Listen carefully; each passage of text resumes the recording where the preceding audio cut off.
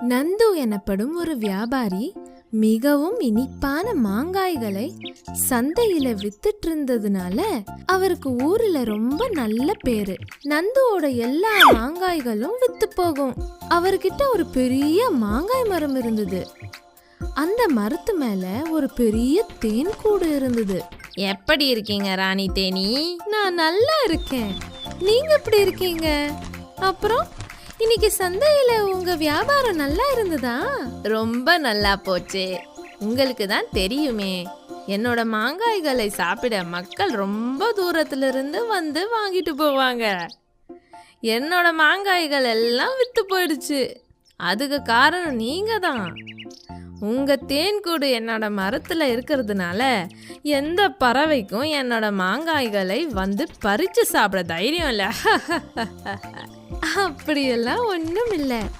நாங்கள் உங்கள் மரத்தில் கூடு கட்டினாலும் நீங்கள் எங்களை எதுவும் சொல்லலை. உனக்கு ரொம்ப ரொம்ப நன்றி.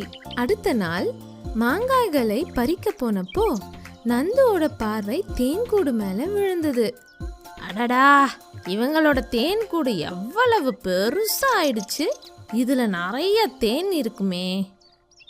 தேனை சந்தையில வித்தா நல்ல வியாபாரம் நடக்கும். நந்து மனசுல பேராசை வந்துடுச்சு.